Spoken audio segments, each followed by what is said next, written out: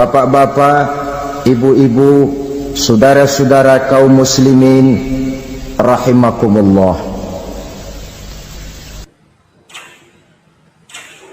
Di dalam kehidupan kita sebagai seorang muslim, minimal 5 kali dalam sehari semalam kita mendengar seruan untuk mendirikan solat yang disebut azan.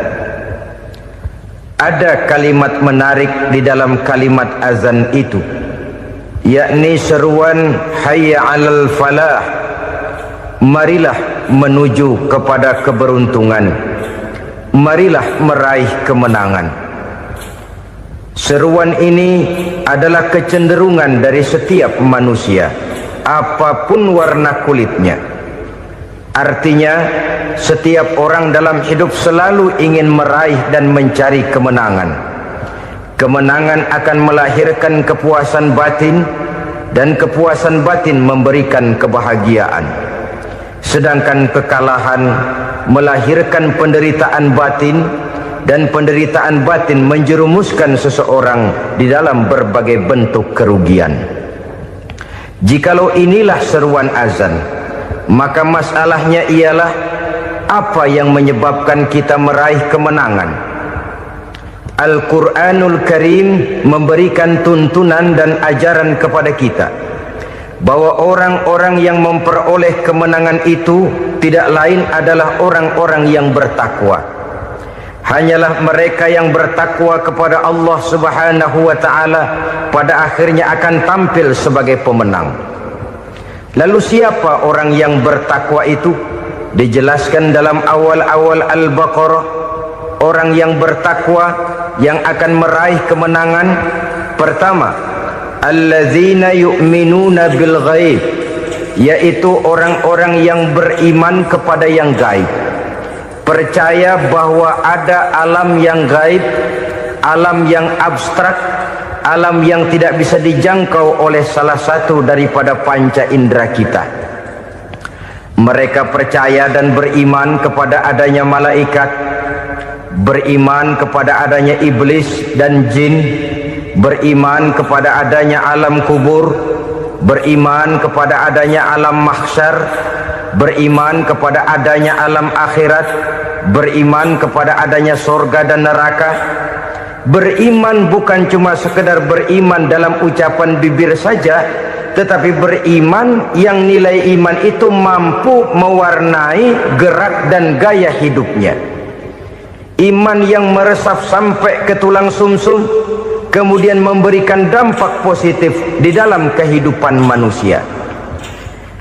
Alam, kita tahu, adalah sesuatu yang selain Allah, dan Allah bukanlah alam.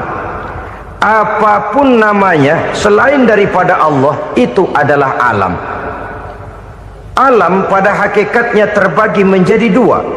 Ada alam syahadah, alam nyata, alam konkret, alam yang bisa dijangkau oleh salah satu indera kita.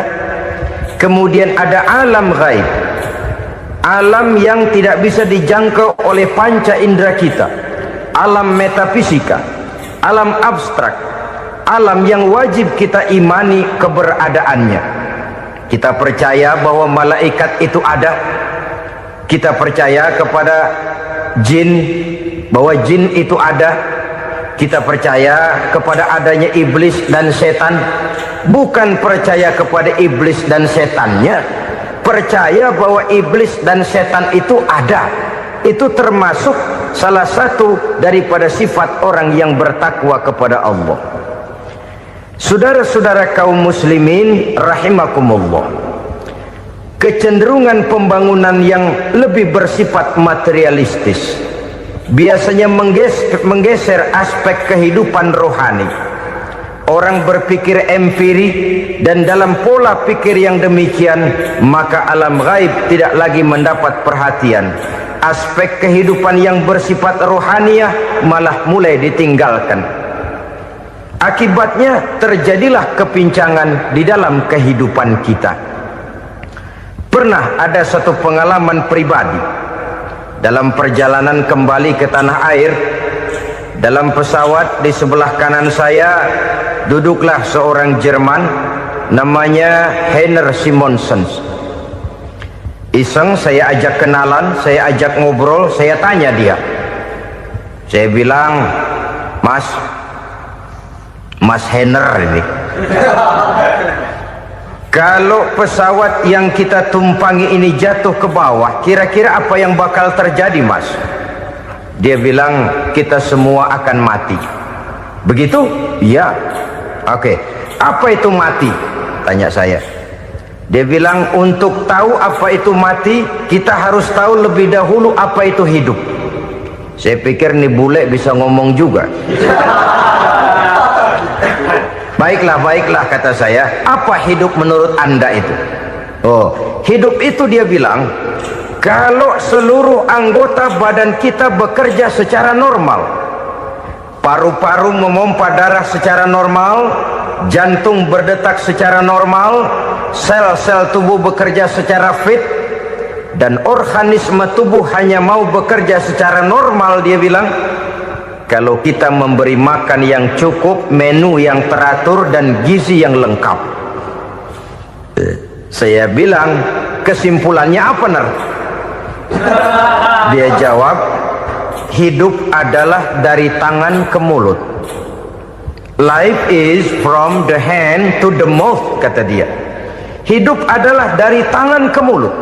Jadi masalah hidup tidak lebih daripada masalah isi perut. Orang pergi pagi, pulang sore, peras keringat, banting tulang, perut yang dibelain. Saya bilang, you are wrong. Sampean salah, Ner. Kamu orang Islam bukan? Bukan. Pantas. Kenapa saya salah? Dia bilang, ya jelas salah. Salahnya di mana? Kamu ini manusia.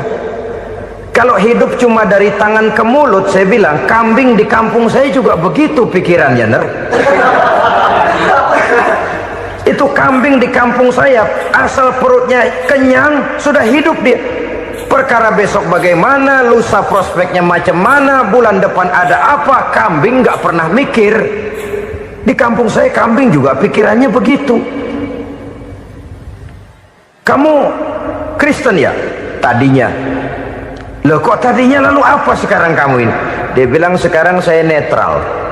Saya tidak beragama, tapi saya percaya kepada Tuhan sebagai pencipta alam. Saya ingat benar dia bilang, I haven't any religious, but I believe to God as the creator of the world. Kenapa bisa netral begitu, Ner? Habis saya bingung, katanya.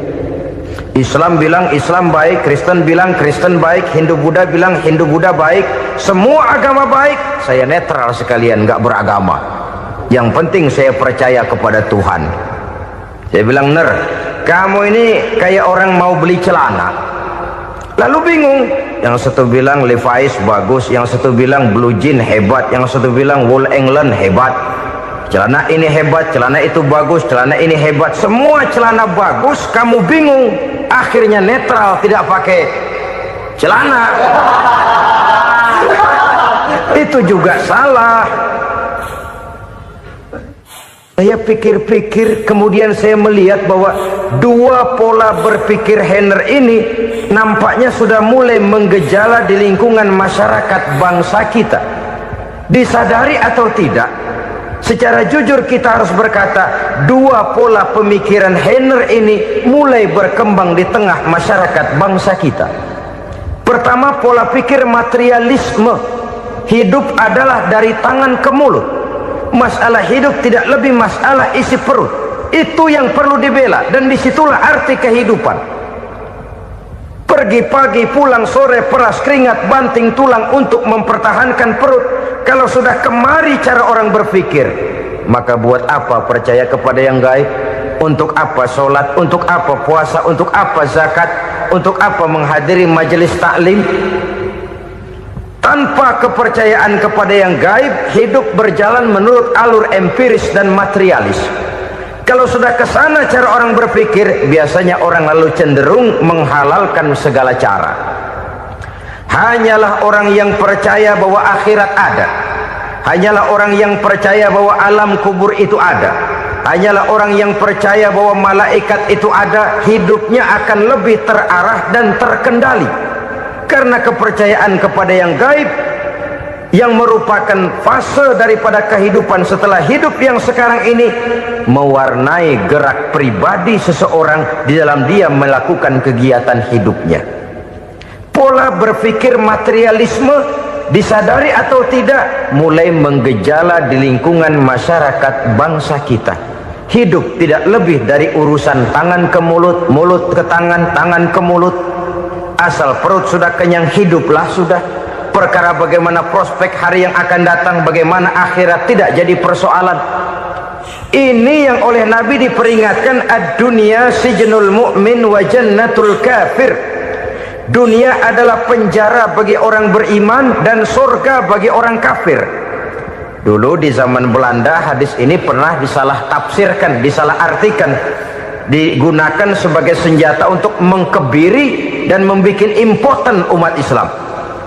Sudahlah umat Islam gak usah macam-macam, kata Belanda. Dunia ini kan penjara buat orang Islam, surga buat orang kafir. Di penjara jangan bertingkah.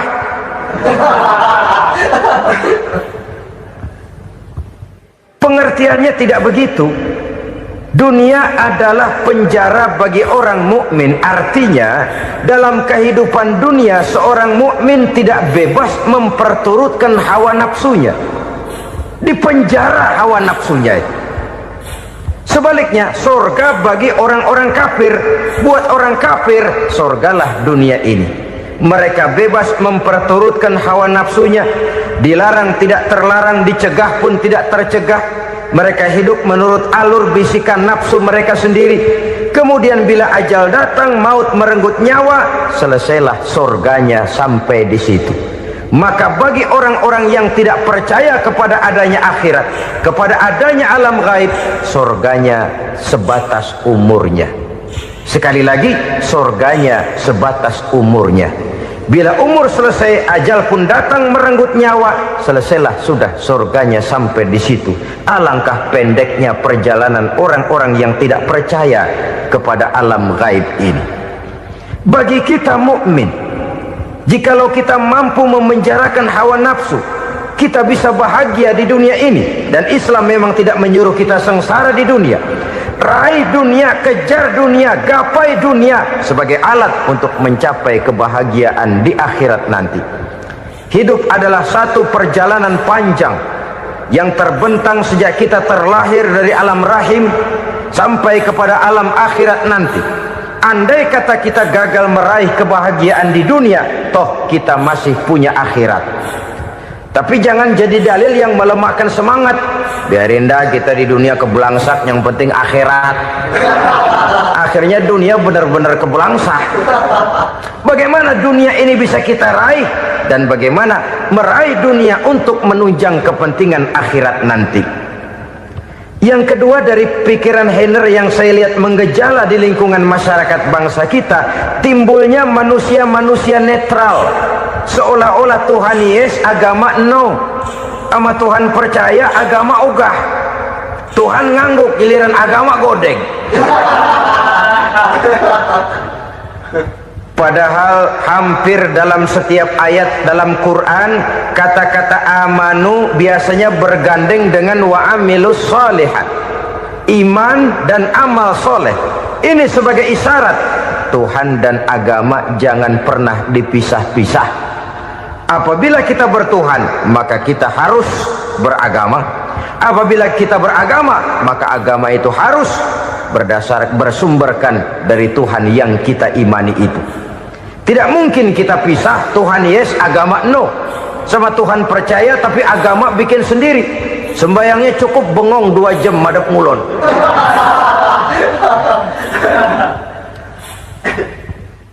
Saudara-saudara kaum muslimin rahimakumullah.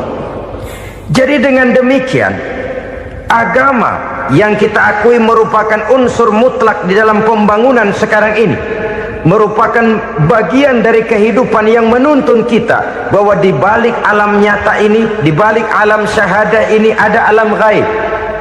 Dan mudabbir, murabbi, yang mengatur, yang menguasai, yang memelihara, baik dia alam nyata, baik dia alam gaib, tidak lain adalah Allah Subhanahu wa ta'ala. Di sana ada satu super power, satu maha kekuatan yang kita perlu bersandar kepadanya. Sebagai makhluk nyata yang hidup di alam nyata, berbuatlah secara nyata sebagaimana harusnya kita berbuat. Karena Islam jelas bukan agamanya orang pemalas. Islam jelas bukan agamanya orang yang mengajarkan setelah selesai sholat boleh duduk, nggelenggem ayam-ayam, ndelohom, menghitung bintang di langit sambil menunggu keajaiban. Tidak. Islam adalah agama yang mengajarkan apabila sholat sudah selesai kamu kerjakan, bertebaranlah di permukaan bumi, cari karunia Tuhanmu. Jangan hidup berpangku tangan menunggu keajaiban, karena hidup bukan undian. Jangan berharap untung besar tanpa mau peras keringat. Tapi di sebalik itu toh kita juga harus yakin bahwa di sisi usaha nyata yang kita lakukan ada satu super power, satu maha kekuatan gaib yang menentukan berhasil dan tidaknya usaha kita. Kepercayaan kepada hal semacam inilah yang mendorong kita untuk mempunyai sandaran vertikal, agar jikalau usaha ini berhasil, kita tidak lupa diri dan lupa daratan.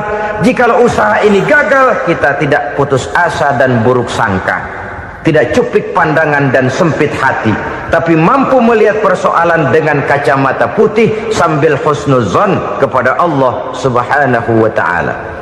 Kita percaya malaikat itu ada yang namanya Raqib dan Atid, mengawasi gerak hidup kita sampai kepada gerak hati kita. Ini memberikan sugesti agar kita berhati-hati, tidak sejengkal tanah pun kita bisa berlindung dari pengawasan Raqib dan Atid. Ada Munkar Nakir yang akan menyoal kita di alam kubur. Ada malaikat Malik, penjaga neraka. Ada malaikat Ridwan yang menjaga surga.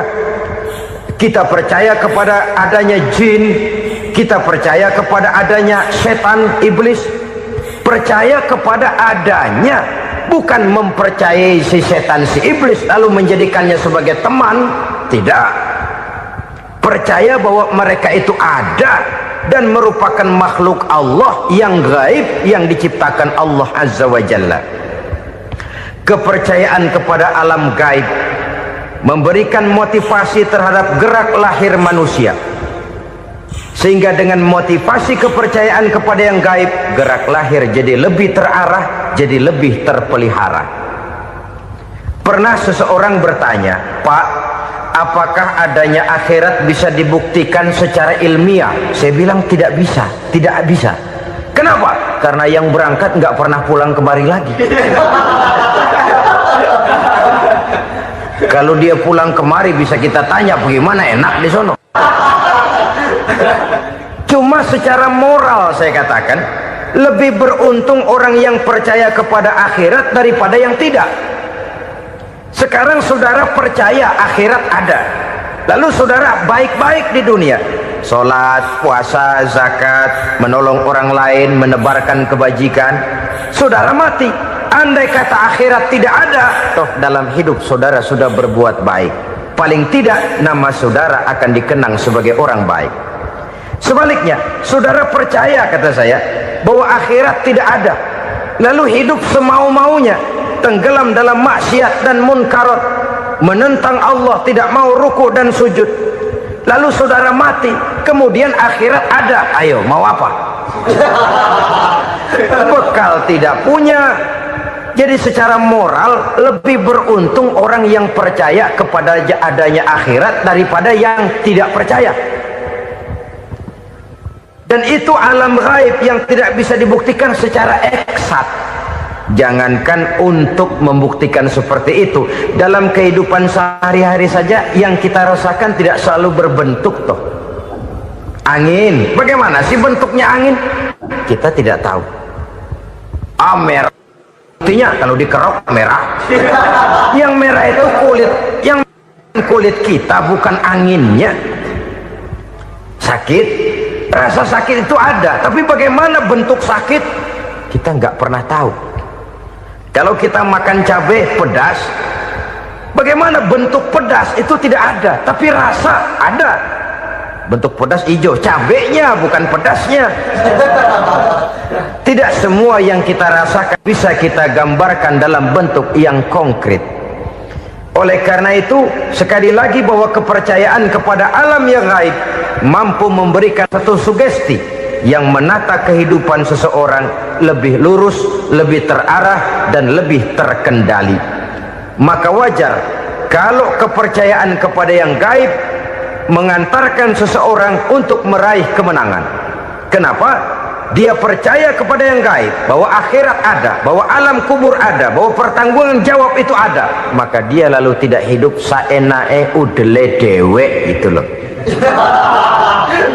Tidak hidup menurut seleranya sendiri, terarah, teratur. Ini cirinya yang pertama. Orang bertakwa yang akan meraih kemenangan, mereka beriman, mereka percaya kepada yang gaib.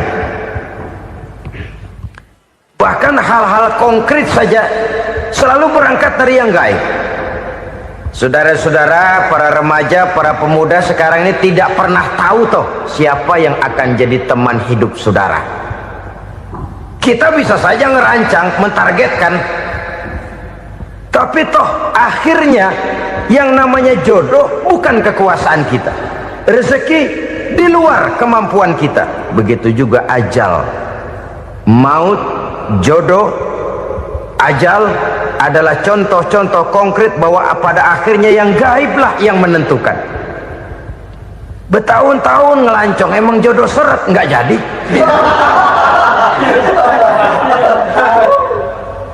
Begitu kenal baru setengah malam nginep ditangkap hansip kan. Hal-hal semacam itu kadang-kadang kita berpikir suuzon, gilet, perempuannya cakep banget, lakinya rebek amat. Memang begitulah jodohnya. Memang begitulah jodohnya.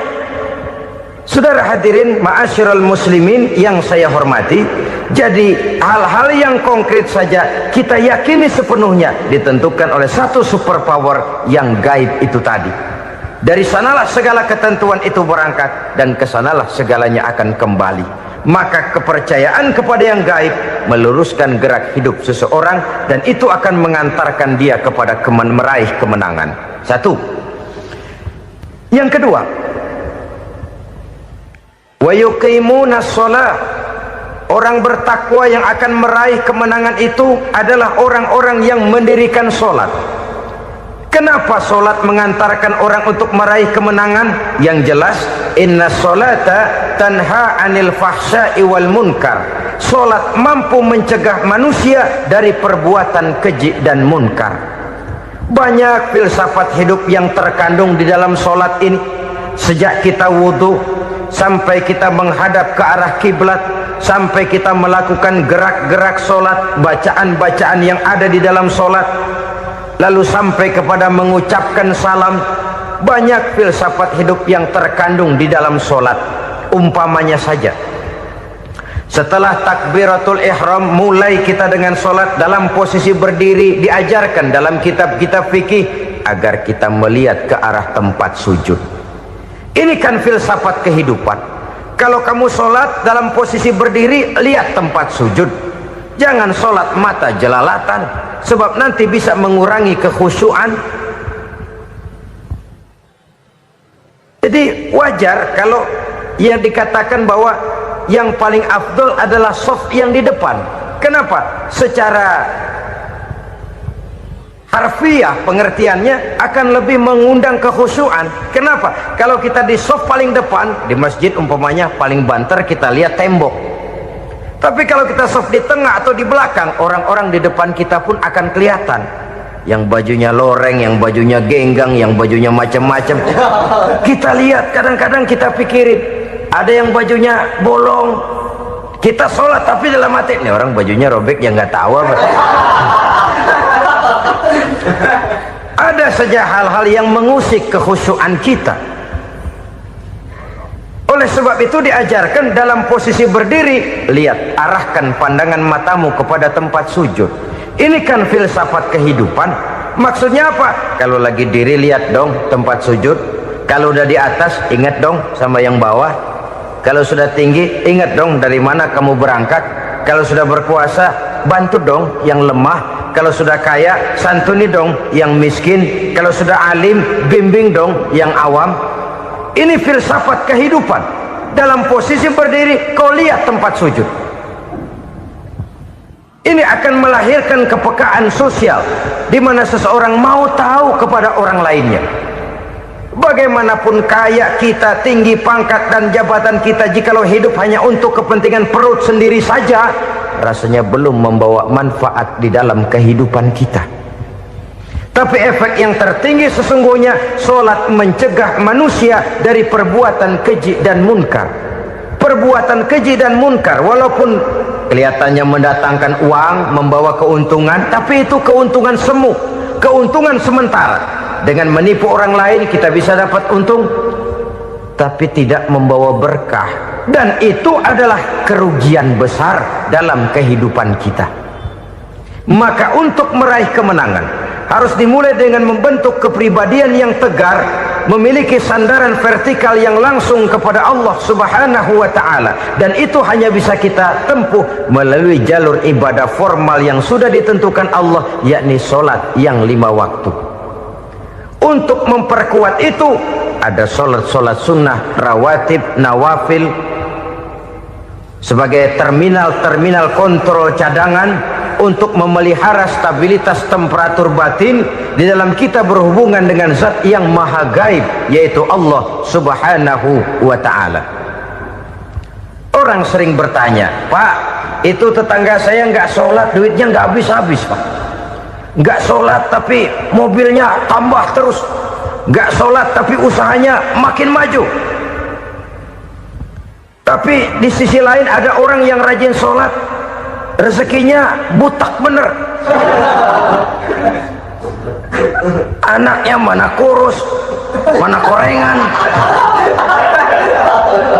Saudara hadirin ma'asyiral muslimin rahimakumullah, harus saya katakan bahwa solat memang bukan untuk cari duit. Solat adalah sandaran vertikal kita kepada Allah. Sedangkan soal rezeki itu berkaitan dengan sifat Allah maha pengasih dan maha penyayang. Allah maha pengasih, siapapun dikasih kalau mau usaha. Allah maha penyayang, tidak semua orang disayang oleh Allah Azza wa Jalla. Dan belum tentu banyak harta itu merupakan nikmat, mungkin juga istidraj. Artinya istidraj itu dikasih tapi diambulin, kalau bahasa Betawinya itu. Dikasih tapi diambulin, itu bukan merupakan nikmat sesungguhnya, lebih merupakan azab dari Allah Subhanahu wa ta'ala.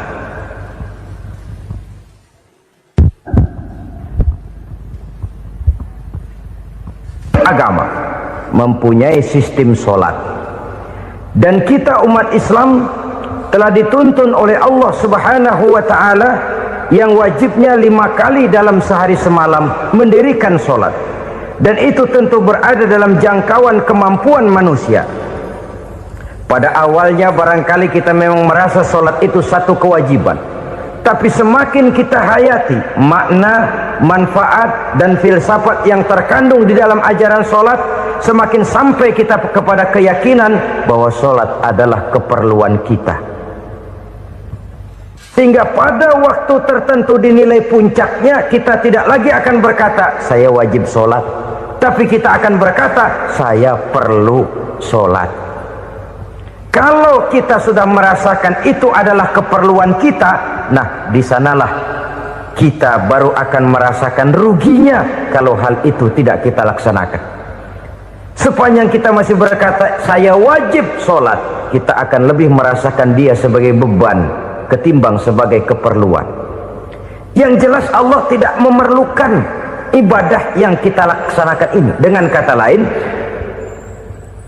andai kata satu dunia penuh ini orang tidak ada yang sholat satu pun, Allah tidak akan turun dari jabatan Tuhan. Jangan lalu berpikir kalau kita ngambek se-RW kagak sembahyang Tuhan tekor kali ini ya. Tentu tidak. Itu perlunya kita, bukan perlunya Allah. Dan pada induknya kita akan berkata, saya perlu agama. Kalau secara induk kita sudah memerlukan agama, maka konsep-konsep yang ada di dalam ajaran agama itu pun adalah juga merupakan keperluan kita. Baik dia bernama sholat, baik dia bernama puasa, baik dia bernama zakat, baik dia bernama haji, seluruhnya adalah keperluan kita. Dan sesuatu yang kita perlukan apabila tidak kita laksanakan akan melahirkan kerugian di dalam kehidupan. Jangan heran kalau kita membaca riwayat perjalanan hidup para salafus soleh, orang-orang soleh. Ada yang tahajud sampai 100 rakaat, ada yang sholat malam kakinya sampai bengkak.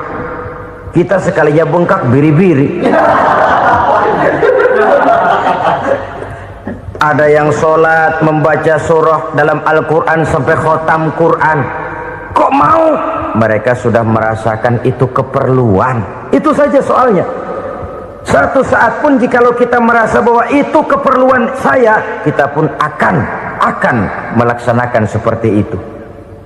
Keperluan saya dalam kehidupan. Inilah yang kedua.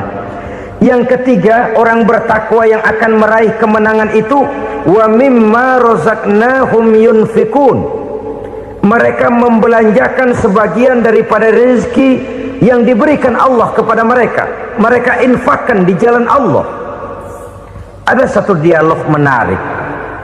Satu hari seorang anak muda bertemu dengan seorang kakek-kakek yang sudah dikenalnya baik. Bertanyalah anak muda ini, "Kek, umur kakek berapa tahun?" 15 tahun, kata si kakek. Anak kakek berapa orang? 1. Harta kakek berapa banyak? 15 juta. Si anak muda ini bengong, lalu protes, "Kok kakek bohongin saya?" "Kenapa?" "Saya tahu umur kakek 70 tahun. Kenapa ngaku 15? Saya tahu anak kakek 5. Kenapa bilang 1? Saya tahu kakek miliuner, miliaran uang kakek. Kenapa ngaku cuma 15 juta? Begini, kata si kakek tadi, benar umur saya 70 tahun.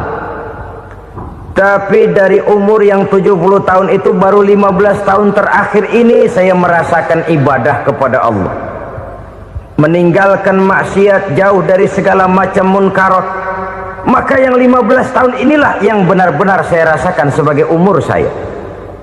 Benar anak saya 5, tapi yang 4 susah diatur. Cuman 1 rasanya nih yang bakal jadi si buah hati, belahan jantung, berlanjut cerita penerus sejarah. Cuma 1 ini yang saya harapkan, yang akan jadi anak soleh, yang akan membuat saya menerima pensiunan pahala. Kalau yang 4 apek dah, nggak ada harapan. Yang 1 nyekek botol melulu. Oh begitu, iya. Lalu kenapa kakek bilang harta kakek cuma 15 juta padahal saya tahu kakek uangnya miliaran, depositonya banyak? Ya karena 15 juta itulah yang saya ingat yang pernah saya belanjakan di jalan Allah. Saya merasa itulah harta saya yang sebenarnya. Yang miliaran yang saya simpan di bank kelak, kalau satu saat saya mati, akan jadi rebutan di antara anak-anak saya. Iya kalau anak saya soleh kayak yang 1 ini. Kalau yang 4 tadi udah tulen dia bakal berantem dah berebut tuh. Jadi 15 juta yang saya belanjakan di jalan Allah inilah yang saya merasakan benar-benar harta saya yang sesungguhnya. Dialog ini patut menjadi bahan renungan kita bersama. Diberikan kita umur 40, 50, 60, 70, 80. Berapa tahun dari umur yang diberikan itu yang jalan mulus, yang kita gunakan untuk melaksanakan ibadah? Banyak harta kita simpan di bank, di lemari, di dompet, di tas. Tapi berapa yang sudah kita depositokan di jalan Allah yang akan menemani kita di hari kita kembali nanti? Maka orang bertakwa yang akan meraih kemenangan, wa mimma razaqnahum yunfikun, mereka membelanjakan sebagian dari rezeki yang diberikan Allah di jalan Allah subhanahu wa ta'ala. Ma'asyiral muslimin rahimakumullah, zahirnya memang kita memberikan kepada orang lain, tapi hakikatnya kita menyimpan untuk diri kita sendiri. Kita memberikan kepada yatim piatu 25.000, zahirnya kita memberikan si yatim, hakikatnya kan kita cuma nyimpan. Saya berikan, titip kepadamu, ini untuk saya di akhirat. Kau boleh belikan baju, kau boleh belikan untukmu makan, kau boleh bayarkan sekolahmu, ini untuk saya. Hakikatnya kita nyumbang masjid 1 juta, zahirnya kita berikan kepada panitia masjid, tapi hakikatnya kan cuma titip 1 juta ya, untuk saya di alam kubur nanti. Silahkan kau boleh belikan semen, ini uang, belikan besi, belikan pasir, saya cuma sekedar titip untuk kepentingan saya. Hakikatnya kita cuma sekedar menitip. Sebagaimanapun pada hakikatnya, apapun yang kita miliki dalam kehidupan kan cuma sekedar hak guna pakai, bukan hak milik mutlak. Harta kita, rumah kita, kendaraan kita, kebun kita, pabrik kita, hak guna pakai saja. Hak milik mutlak cuma untuk Allah subhanahu wa ta'ala. Saudara-saudara kaum muslimin rahimakumullah, ini yang ketiga. Kemudian yang keempat, orang-orang bertakwa yang akan meraih kemenangan, allazina yu'minuna bima unzila ilaika, mereka yang beriman, mereka yang percaya kepada apa yang telah diturunkan kepadamu Muhammad, ay Al-Quran, yakni Al-Quranul Karim. Setelah percaya kepada yang gaib, mendirikan solat, kemudian menginfakkan sebagian dari rezeki yang diberikan Allah, mereka juga lalu percaya kepada yang diturunkan terhadap Nabi, yaitu tidak lain Al-Quranul Karim. Sekali lagi di sini, percaya bukan hanya sekedar percaya saja, tetapi percaya lalu menjadikan Al-Quran itu sebagai pedoman hidup. Sebab memang Al-Quran itu adalah GBHM, garis-garis besar